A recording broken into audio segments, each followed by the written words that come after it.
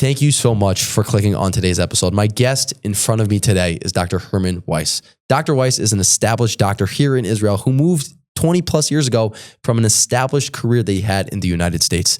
What's so interesting about his story that you'll hear in today's episode is that he had a wild experience that made his family essentially hear the message from God and then bring their life over to Israel. It is a wild, wild episode and a really inspiring story. So without further ado, it's time to jump into my episode with Dr. Weiss. Enjoy. Dr. Herman Weiss, it is a pleasure to have you with me. So thank you for taking the time. It's a pleasure to be here. I'm looking forward to a robust conversation. I know we've had plenty of conversations in the past, but this is kind of focused and it's pretty exciting.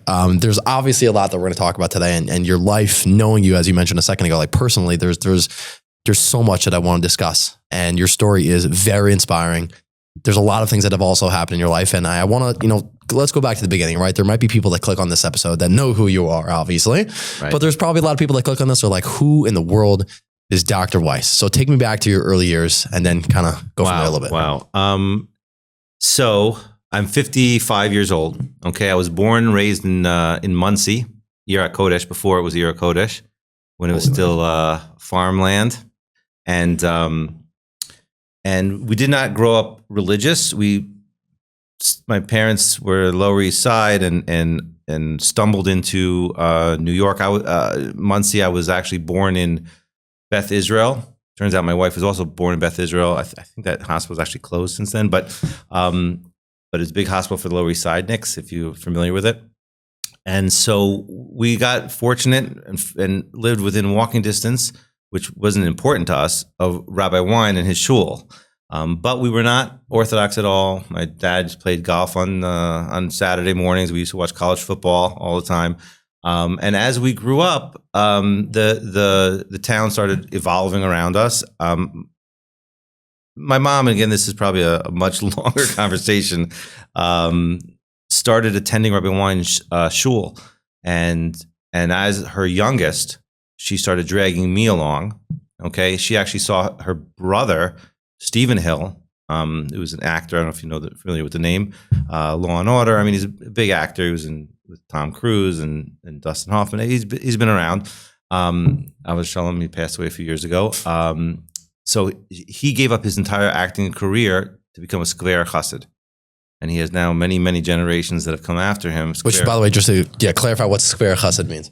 He became a Chassid, a devout Orthodox Jew who follows the New Square, which is a specific sect of Hasidic Judaism. And he, surprising enough, got turned on to that and became really, all in. My mom saw that what he gave up Hollywood. He gave up, literally, it was him and Marlon Brando, and they were in class together. And his acting teacher said that he was better than Marlon Brando at some point. This is stories that I get to embellish because no one else has been there, and there's only a few people alive that know the story. And he gave it all up. He saw the shallowness, the superficiality of it all, really skin deep, zero depth, which is not something new. Mm-hmm. He gave it up, and my mom came along for the ride. And then she started going to Rabbi Wein's shul. And so I'm about 10, 11 years old at the time. And she started dragging me. So now I think about this. I'm a 10-year-old. I have two older brothers that are playing golf. They're on their high school golf team, and they're playing ball and doing everything on Friday night, Saturday, and just living the secular life. My dad was a college professor and not interested at all in Orthodox Judaism. But my mom would go to this shul, and she would drag me, and I didn't have a father figure there, so I was a wild, rambunctious kid all over the place, and you can just imagine. Mm-hmm. And I see it now in some of my grandkids how they're mimicking. But so she would drag me along, and then she would go to the Rabbi Wein.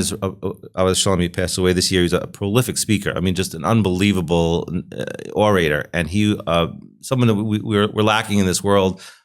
Someone of that level, and he would tell stories. He would pull Musar Haskell ethical, lessons from the New York Times, the front cover, back cover. It doesn't matter. He would take any lessons of life, put it through the weekly Torah reading, and then he would be able to craft a message Okay, he would do so in a way that only he could do because he was a historian and he knew history from the beginning at the back of his hand.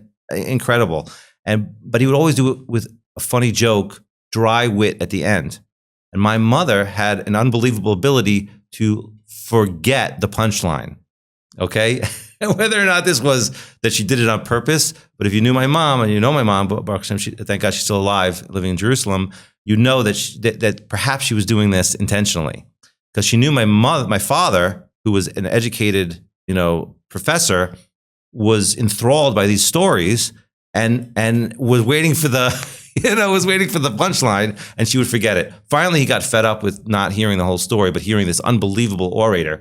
And he went to synagogue. He didn't go to synagogue to daven, to pray.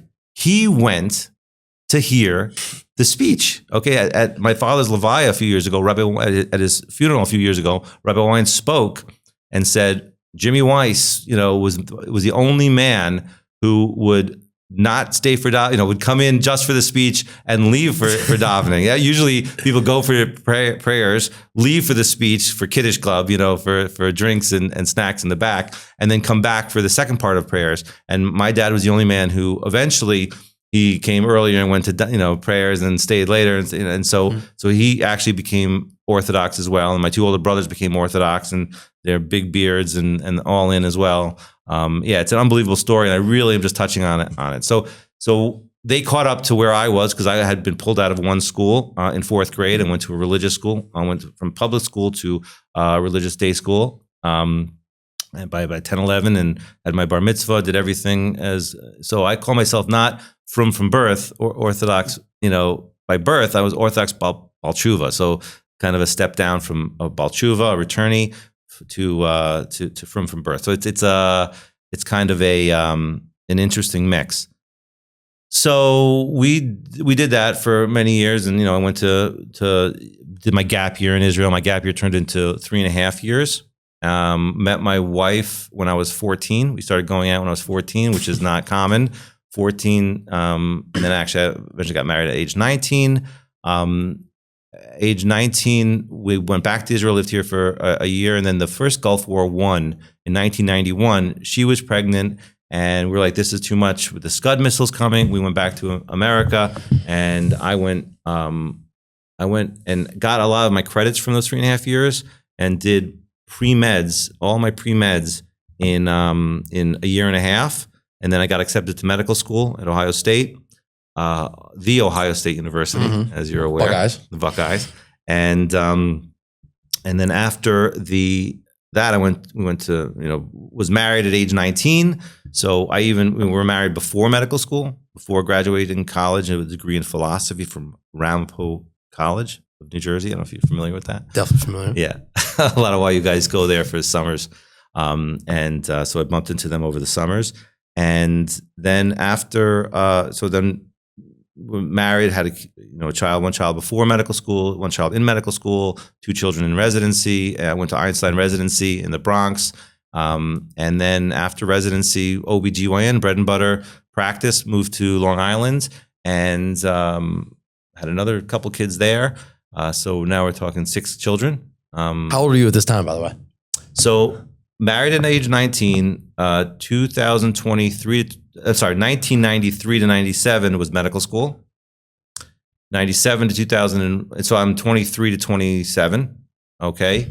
1997 to 2001 is residency, and then private practice. I'm 31 years old. I guess that's like the routine, travels. Gotcha. I there's a lot I want to unpack, obviously, because as you mentioned a second ago, becoming an OBGYN, like that is a tremendous job, right? And like obviously there's so much that comes with it. But for you, taking back a little bit earlier, like when did you realize in your life, obviously, that this is something that you want to dedicate your life to? Because it's not, with this job specifically, like there are many different types of things you could do in medical, and specifically become the person that is bringing more of God's children into the world. It's a very special job, but at the same time, it's years of schooling and there's years of hard work. So what was that decision like? And take me through that a little bit.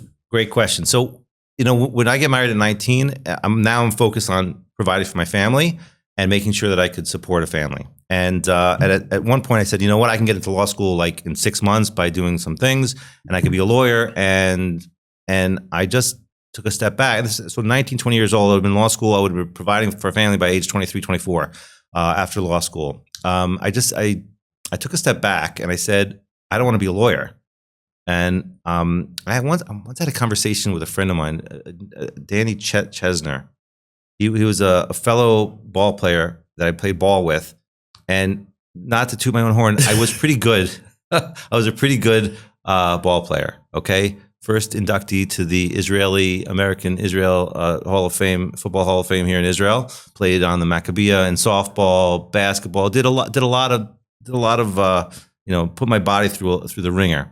And so I had this conversation with him. And I don't know why these two 16-year-old kids, 17-year-old kids were having this conversation, but I had an epiphany. And I remember the epiphany. I remember where I was. I was in Telstone going up to Neve where I was.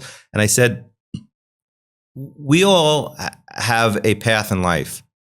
It's weird that I would be having this conversation and remembering it so clearly. We all have a path in life. We don't know that path, but God does give us signs, gives us specific talents unique to us. I may not be better at 99%, but I may be better at 1% on something. And so I just took a step back and said, God gave me really good hands when catching a football, throwing a football, hitting a ball, basketball, golf, whatever it is, tennis. I said, I'm athletic. I want to use my physical abilities to help people. I said, that's great. I have that ability. So, and God gave me a good mind. Thankfully, I have two smart parents and they passed on some of that. So I said, nothing's stopping me from becoming a doctor and helping people with my hands. And I talked to some family members, my uncle who was an OBGYN, my wife's actually, by then I was already my wife's uncle or my girlfriend's uncle. And we were getting married. And he said, don't put your dreams aside. If you always dreamed about it, don't just say now I have to be a lawyer because it's easier, faster, quicker. Be a doctor. And so I said, and he said, I'll support you. And he helped it out. And took a lot of loans out. I'm still paying loans back 30 years later. And so now the question is OBGYN. So you may or may not know that last week was match week. Okay. The third Wednesday in March is where all the fourth year residents, all the fourth year medical students in the US and abroad, because there's some here too that are applying for the match, find out where they will be spending where they're going to be trained for the next 3, 5, 6, sometimes longer years. So that's the match. Wow. And it's intense. Okay. And I remember my match day like it was yesterday, where I was standing. And you go on interviews for a couple of months, and then you list your top schools, and you try to find, and then they list you list them, and they make the combination, the shidduch, so to speak, the connection. And so I matched to my first number, but you have to go through these rotations in your third year to figure out, do you want to be a pediatrician, a psychiatrist, surgeon, medical doctor, cardiologist, OBGYN? Those are the big ones, okay?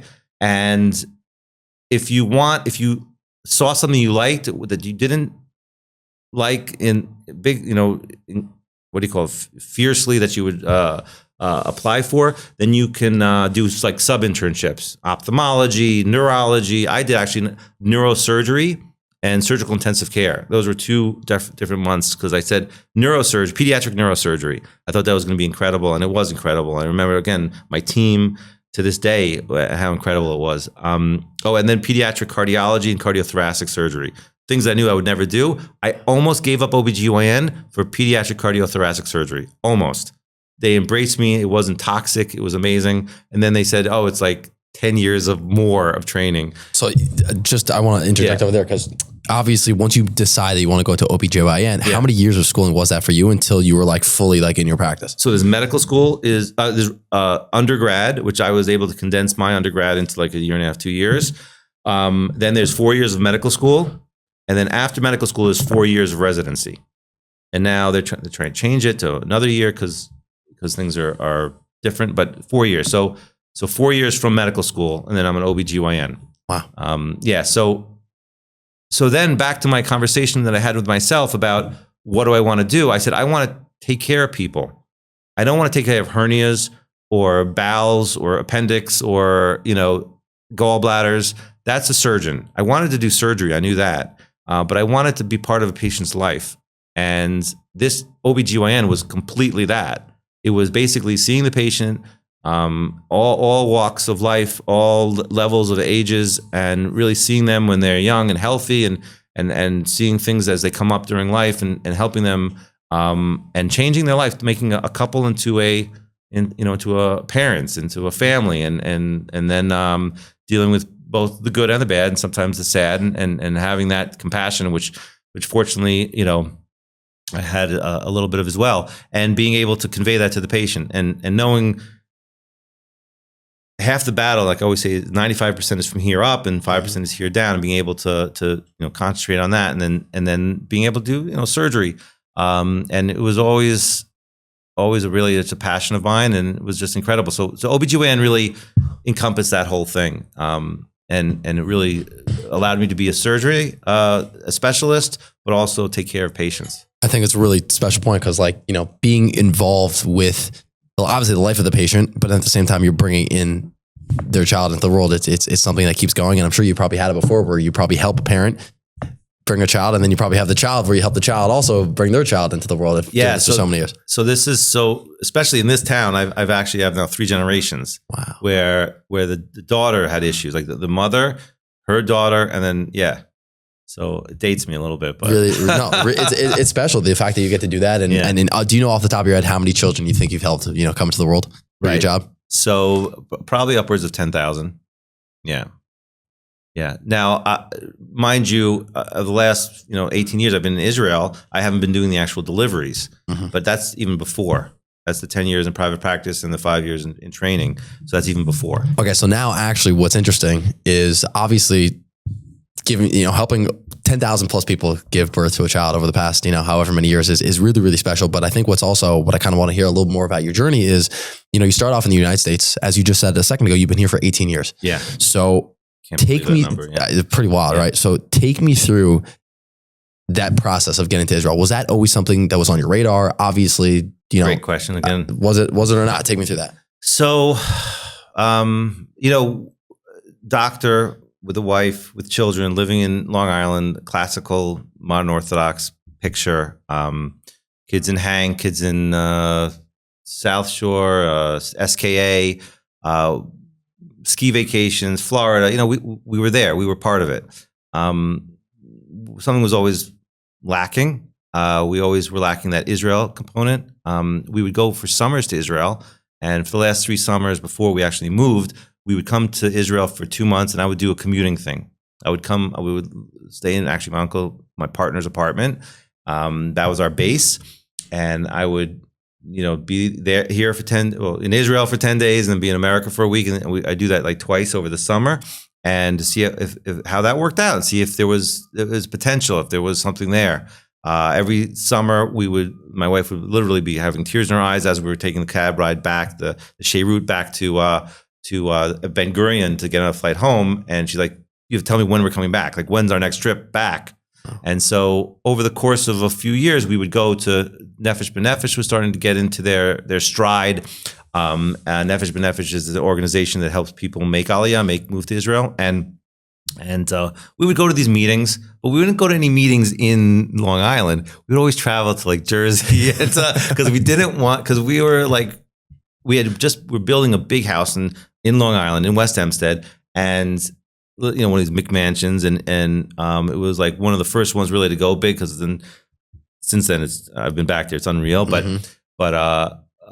we were building this house, and so we would go to these meetings. And by our 3rd meeting, we started bumping into people we know, and like, no, we're just, and then we would bump into older people. This 70-year-old couple that finally, living their dream and moving to Israel, and I said, oh, that'll be us. We'll buy a house in Israel, and then we'll move when we're set. We kind of felt like, okay, we have a plan. But that was it, Then in December, after this new house gets built, we said we're going to have smacho, we're going to have charity events. We're going to have events in our house because it's a big house. So we had something called Rib Fest. All right, every Friday night, every once a year, guys in in town, West Hempstead, would get together with whiskey and bourbon and ribs. Okay, on a Friday night in December, because longer Friday night. And this year we were going to do it in my house, and we're going to raise money for Ezer Mitzion. Got everything together. Friday night comes along, Mincha comes along, and someone runs into shul. I'm in Mincha and says everything's okay, but there are firemen at your house, and everyone's okay.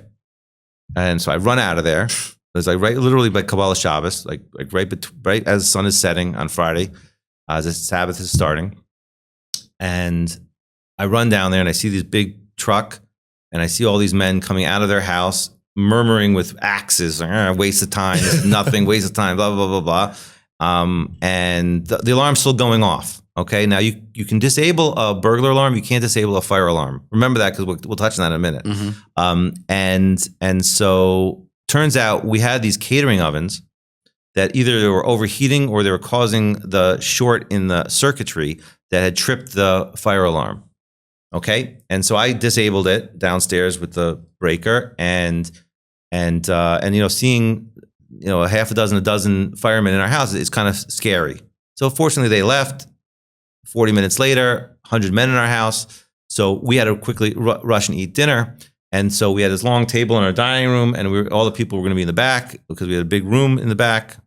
And my wife gathers us all around in like one area in the table, and she says, and I kid you not, if our house burns down, we're making Aliyah.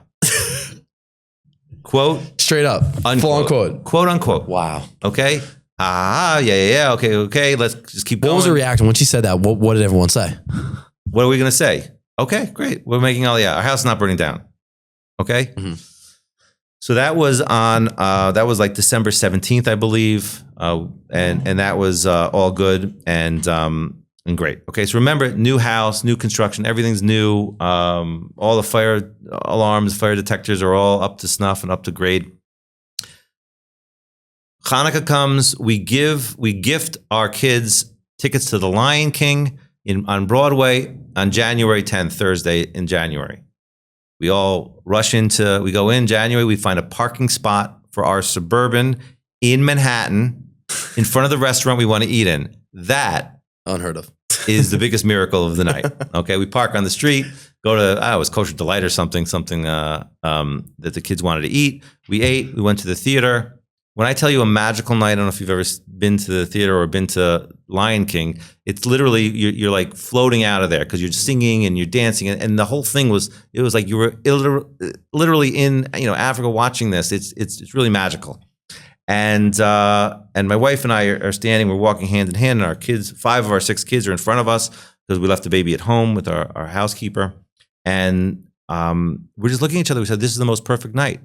This is the most perfect night. It's perfect. And we're seeing the kids dancing and singing. They're not fighting with each other. Get home at 12:30 or 12:29, the alarm goes off. We're all in bed. I look up. It's the burglar alarm. I deactivate it. My housekeeper downstairs had opened her window and acted, because she likes sleeping with fresh air, and she had set it off. Okay, I knew it was her. At 3 hours later, the alarm goes off again. Same sound. I don't know what's going on. Maybe she opened a different window. I go to deactivate it. You can't deactivate it. I go outside and I see her at the bottom, and her bedroom is kind of off by my office and right above the boiler. And her window, she could see the next door neighbor's house, and she saw fire, and she comes running outside. She goes, Mr. Fire, Mr. Fire. I run downstairs, and I'm wearing, barefoot and shorts and a t-shirt. And it's a wet, rainy night in January.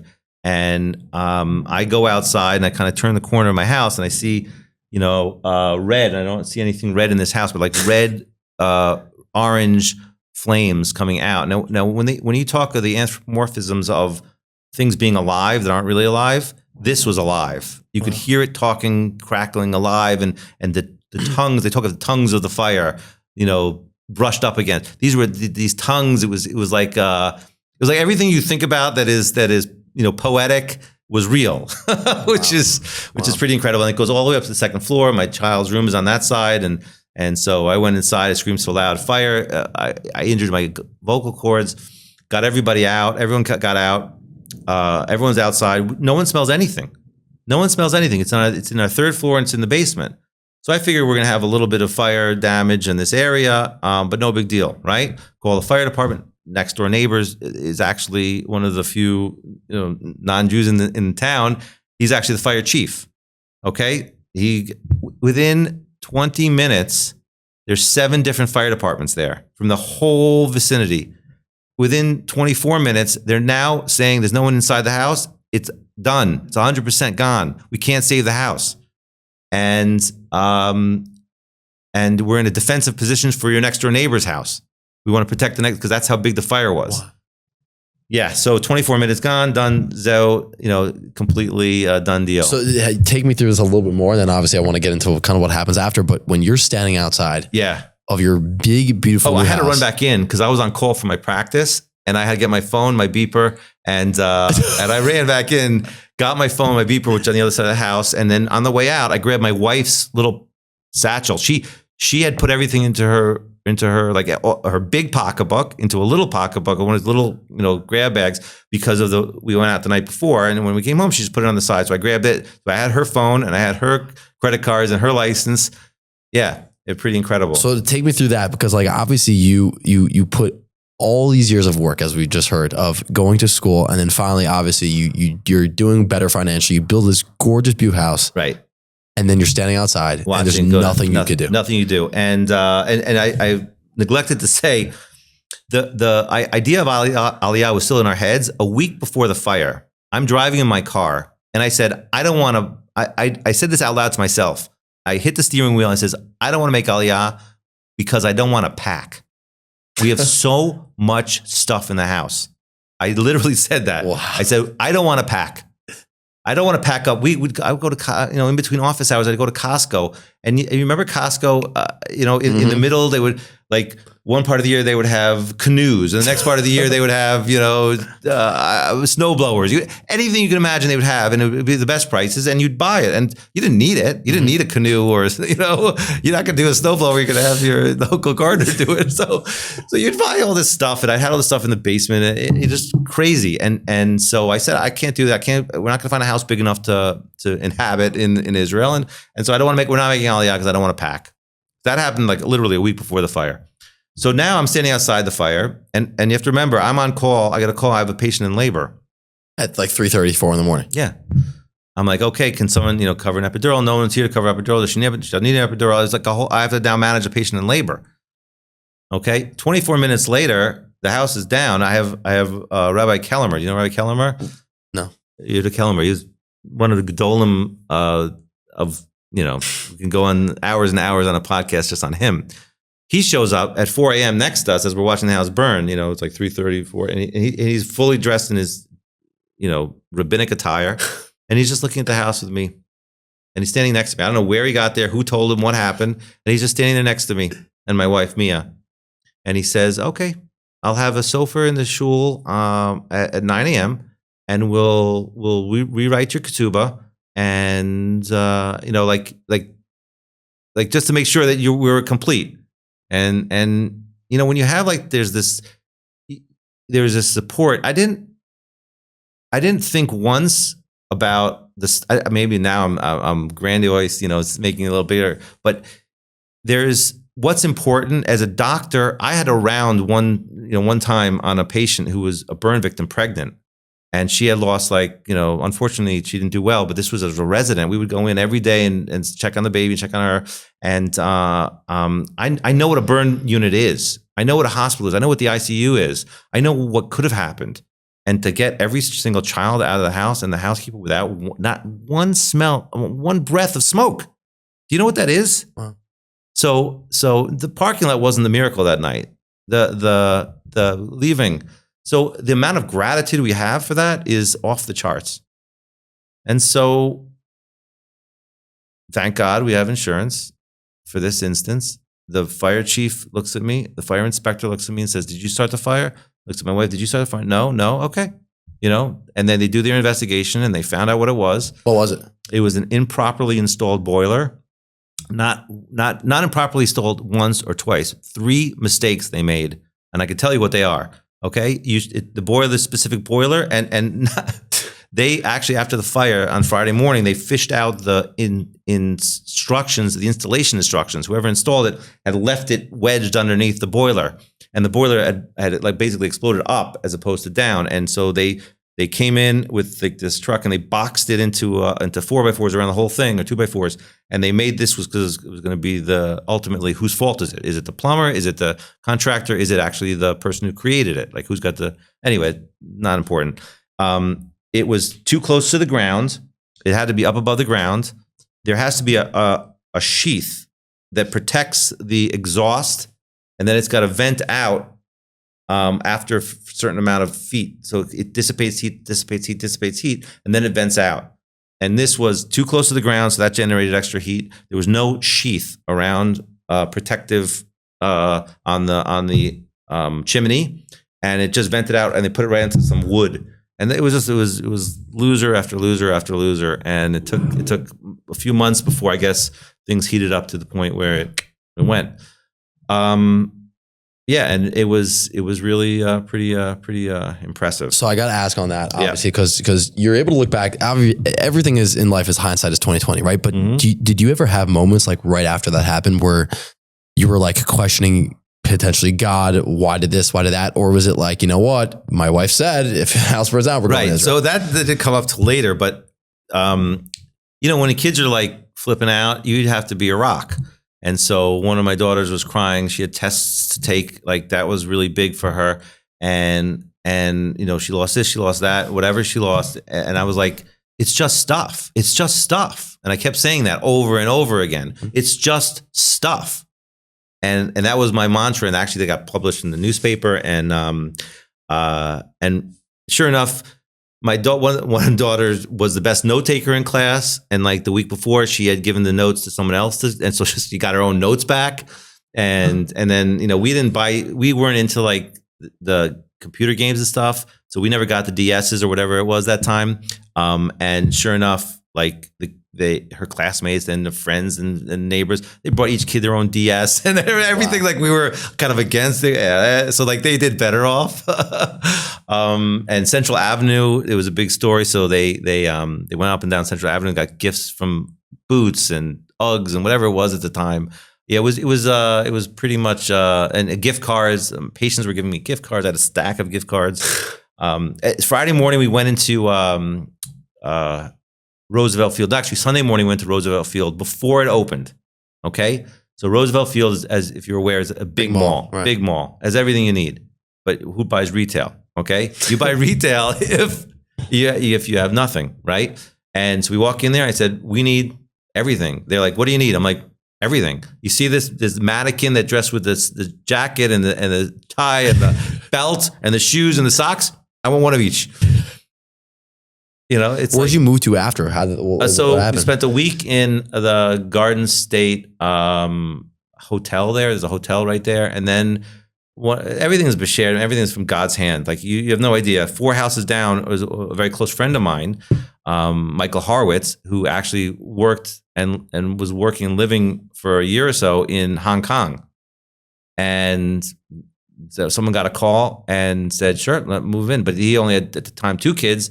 And we had 6 kids, and so his wife jumped on a plane Motzi Shabbos after Shabbos to fix up the house for us. Came back from Hong Kong just to help you. Wow. Yeah. And she fixed up the house for us, and we moved into his house, and then after that we moved into a house around the corner. We rented a house around the corner, and so the kids were in the same bus routes, in the same classes, and they didn't miss a beat.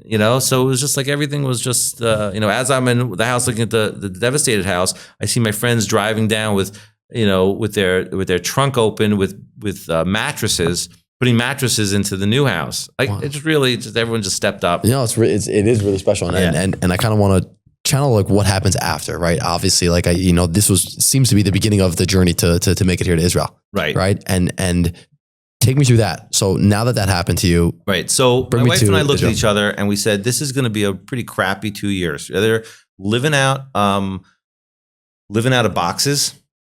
Living out of just borrowed, rented stuff, and rebuilding a house here, or rebuilding a house in Israel. And at that point, my medical practice was very stressful, because in New York, as an OBGYN, you have a big target on your back. You have to see more patients to get less reimbursement, to get more, and it just builds on you. And you stop practicing. You're practicing more defensive medicine than real medicine, and it becomes so that was very, very stressful. And so much so that I had already started getting an MBA, because I was going to try to get out of the practice of medicine, get into not the micro, but into the macro. Meaning, look big. I could, instead of helping one patient in front of me, I could help many patients. It was my experience. And so, sure enough, got my MBA from George Washington University.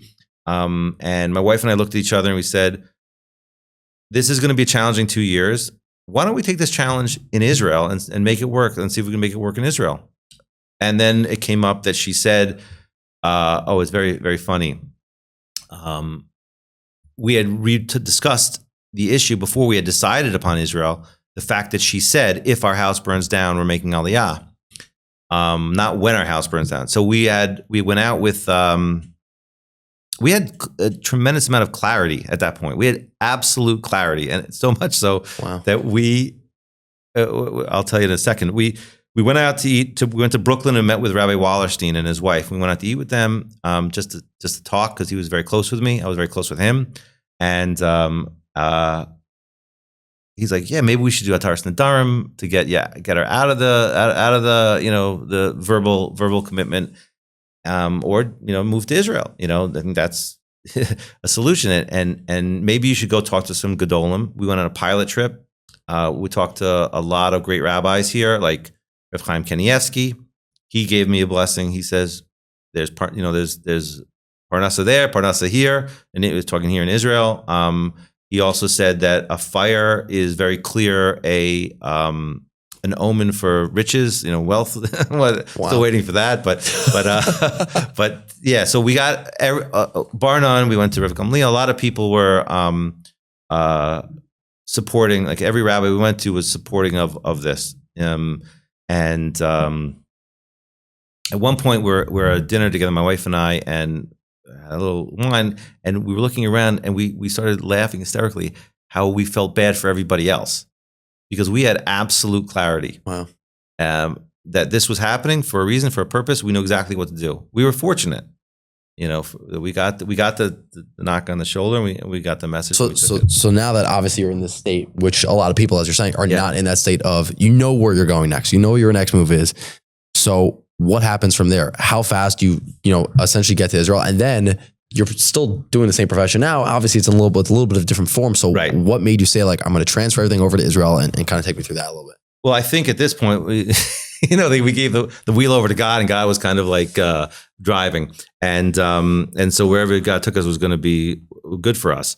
And Nefesh B'Nefesh at that time had a doctor fellowship, and was giving a stipend, helping doctors make Aliyah. So I was actually part of the first class that they did that with. There's a picture of us out there. And everything just lined up. Everything lined up. We had to be kind of hush-hush about it, so the insurance company didn't know that we were going to take their check, because a lot of times they have to make you whole. They have to build your house exactly the way it was the day before the fire. They have to build, everything you had. How many shirts did you have? How many pants did you have? Any of that? They had to make you whole. And so if they know that we're going to take the check and run, which they don't care, it's up to us what we do with it, then they may have, cut corners here or there. So we were very quiet about it. We went back to Nefesh B'Nefesh and quiet about it.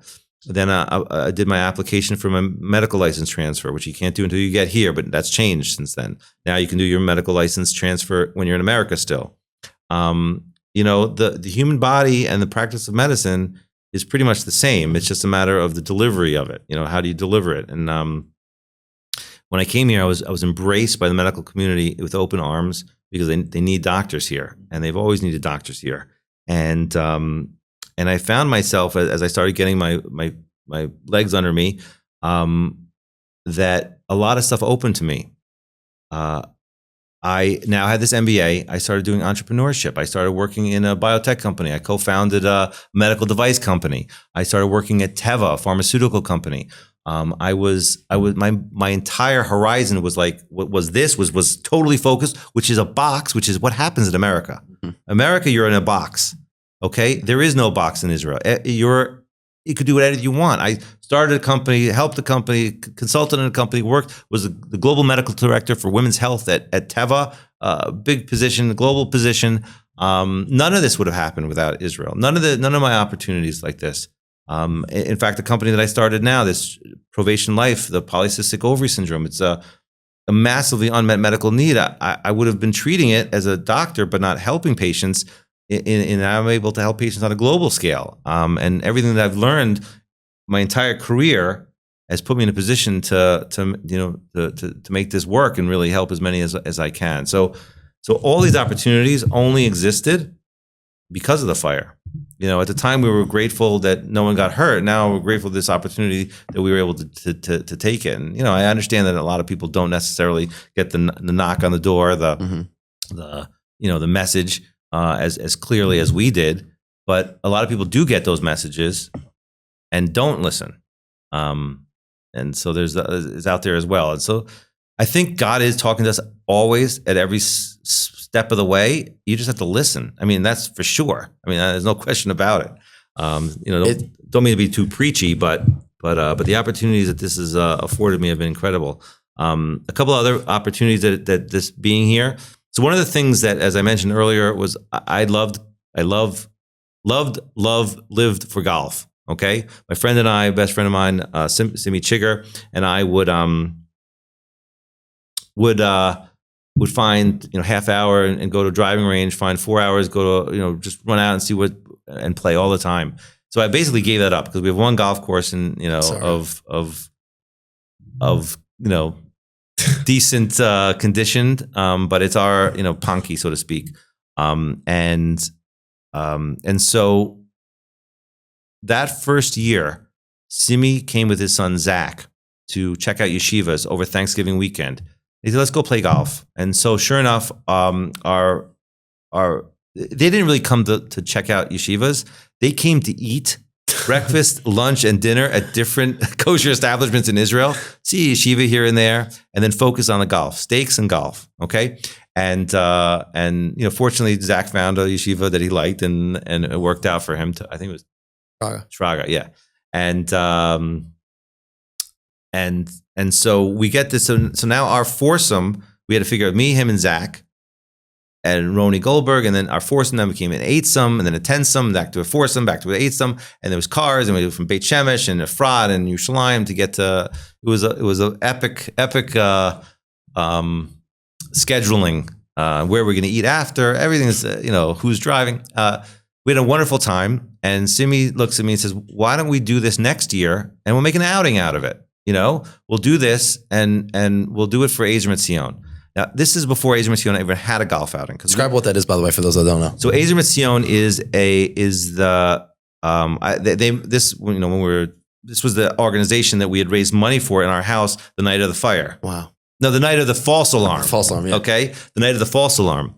And so they are the world's. They're like an organization here in Israel that is like a cancer support network, and they started, I can't remember, 70s, 80s maybe, when someone was going through cancer treatments and they didn't have a ride or they didn't have food or they couldn't get to the next appointment, and so they started doing these ancillary services, and then it got to the point where people needed a bone marrow transplant, and we are, a very enclosed Ashkenaz, Eastern European Jewish or Mediterranean, Spanish Jewish, ideology or ancestry, and our genes are very much what's called almost like the founder's effect. We all have it. That's why there's 30 different types of Jewish diseases, okay, that happen because the genes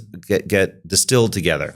And so a lot of times it's hard to find a bone marrow match if you need a bone marrow transplant in the world, because they're all their own melting pots, Irish, and I'm 1/17 Irish, if you're 1/30th Cherokee Indian, like some senators, and so they started the first Jewish first bone marrow registry. It's called the Asia Museum Bone Marrow Registry, and they have over 100,000. Over 1 million people on file there. They partnered with the IDF to bring in when you enter the IDF into service, they swab your optionally, voluntarily, but everyone does it. They swab and they're on file. And if you need a bone marrow registry, there's like a 99% chance you could find that match within this registry globally. And it's not Jewish, non-Jewish. It doesn't matter who you are. If you want to look in that match in the registry, they'll find you. And so we now have put on, and remember, they're in B'nai Brak. They wouldn't know a golf ball if it hit them in the head. They wouldn't know what it is. Now they're talking pars, what their handicaps are. What, are you going to punch that? Are you going to hit a lob wedge? Or all these B'nai Brak are walking around with golf swag all the time now. And it's it's something that makes me very proud. We've done 15 now. We actually have one in the States also, a golf outing, a U.S. golf outing. It's also uber successful. But in the States, it's just one of many golf outings. In Israel, it's the premier golf event, and we're sold out every year. We've raised millions and millions. We look at not just on how many bone marrow registrants we have any successful bone marrow transfers and transplants. I don't have the number off the top of my head. We're in 250, 300 range, which is up there, which is incredible. So we've actually saved that many lives from this golf outing. It never would have happened if we still would be, if the house doesn't burn down. It's really crazy. And that was literally one of the next things I wanted to ask you was that, from what people hopefully could take from hearing your story a little bit is how much more your world and your opportunities have opened since you came to Israel. Yeah. And my thought to you is, looking back now, what's like the most rewarding thing for you from the career that you've done, from all the things, from now getting to Israel? When you look back, what are you like? That's the thing that gives me life. So it's interesting. There's a lot in that. Let's unpack there. I have a lot of things that that I've done. Like I was at a wedding recently, and not recently, a few years ago. And we're at a table. It was my wife's, our friends. I didn't know anyone else at the table. I didn't think I knew. This couple sitting right next to me leans over to me and says, "Dr. Weiss, you saved our daughter's life." And I said, "Thank God." I didn't recognize them. Certainly didn't, know. And I'm like, "Would you care to share what the background is of that comment?" Because if I do something right, I want to hear about it. I certainly do something wrong in medicine, I want to hear about it, so I don't do it again. But sometimes I didn't have anything else to say, so I said, "Would you share?" And she told me some of the impact I had on her daughter. Had PCOS, polycystic ovary syndrome, and I have this whole direction, and I have a whole presentation on it, and I helped her through it, not through medication, through like a holistic approach and diet, and exercise, nutrition, supplements, the right package for her. And she lost weight, and her cycles came back, and she got married, and she conceived, and everything was going right for her. And it was because I was in the right place at the right time. And I had the right words to say. And so that, certainly I may have had many of those opportunities in the States as well, but here, seeing it where I'm actually making an impact is, really beyond words. And so I don't know if there's one big thing, but just being in the right place. Another quick story I can share. The first Iran war in June of last year, we were supposed to go away to a bike outing with friends of mine. We have a whole group. We were supposed to go to the Dolomites, and that got canceled. And no flights are going out. Zero. Not like now where they're trying to sneak people in and out. Zero flights. And we know that that at 6 a.m. the flights are going to start opening up. I get a phone call. The ceasefire gets called. Trump calls the ceasefire at like 8 p.m. I don't remember exactly the timing was. Half hour after the ceasefire, I get a phone call from someone on Hatzalah. I'm on Hatzalah. And they said, "We have someone who's really ill in Poland, and we need to go save them. We've rented we've what do you call it? A Private jet. Private jet. Can you come? I said, am I going to be back by office hours in the morning? By 9 o'clock in the morning by my office hours? Yeah, you'll be back by 6 a.m.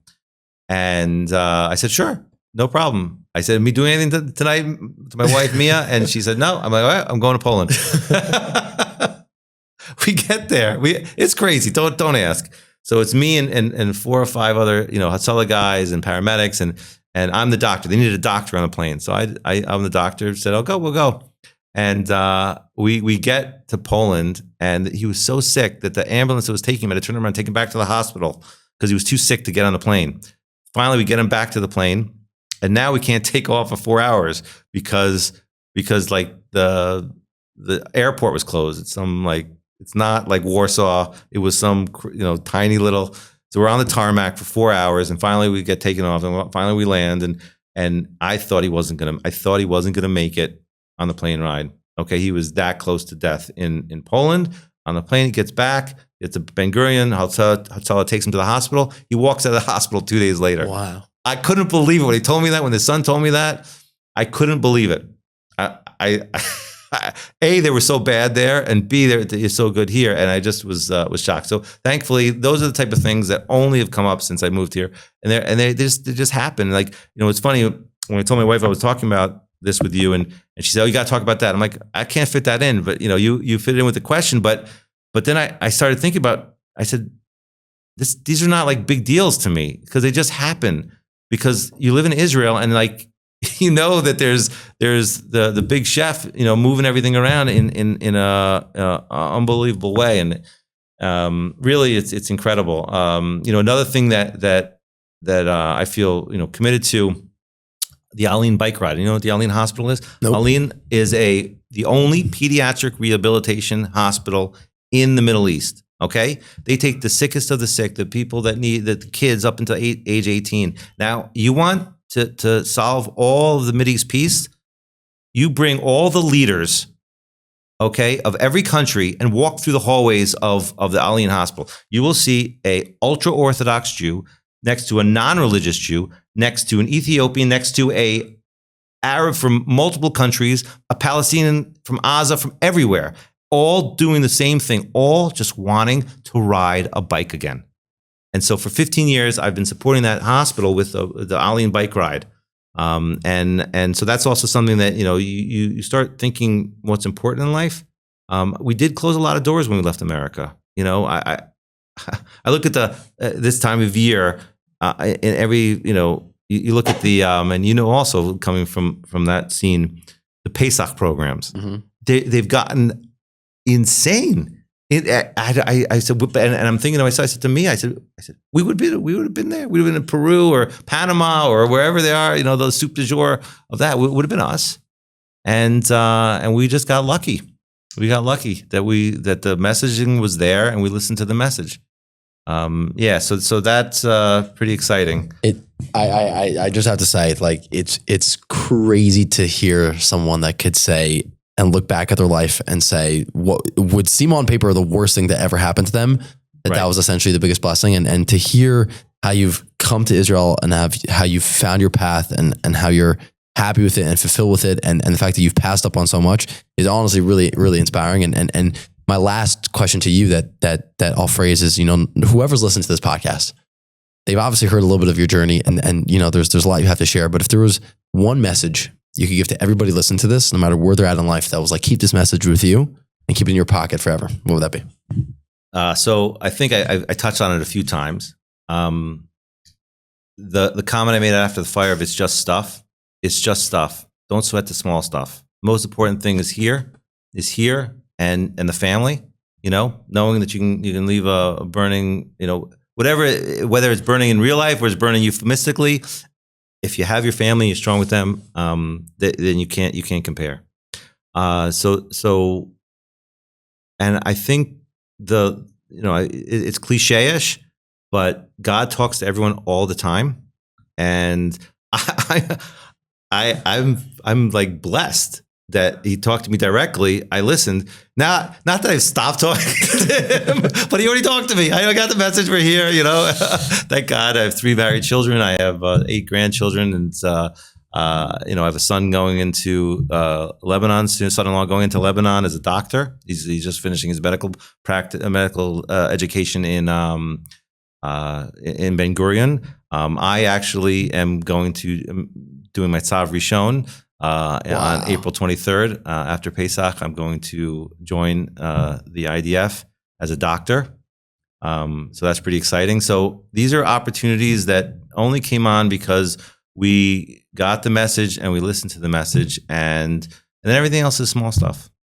Phenomenal advice, and honestly, I feel like I got to take that slogan and just put it on the back of a t-shirt. Like it's only stuff. Like what it is, but it's really it's something to internalize for people, and to hear your story. Just once again, it's very inspiring to hear it, and I respect it tremendously. And just again, thank you so much for joining me. Well, thank you for having me. It was a lot of fun, a lot of fun going over this, returning this, and kind of sometimes you get caught up in the busyness and running to the bomb shelters and whatnot, and knowing full well that God is running the show and God is sending us message. Whatever that message is to you is different than to me and to her, to him, and just try to be a vessel for that message. Amazing. Thank you so much for joining me. Thank you so much for listening to this episode with Dr. Weiss. If there's one thing to take, in my opinion, from his story and from his life, is that exactly what he said at the end of the episode. Listen to the messages, obviously, that God sends to you in your life in every single aspect. Some are direct, some are not, but also it's just stuff. You look at that last line he said, I would want to put it on a t-shirt. It's just stuff. To hear that from somebody that had his entire fortune burnt in front of his eyes, to say that, hopefully it'll hit home for us, especially that hit home for me. So thank you so much for listening to this episode, and we'll see you guys next week. Enjoy.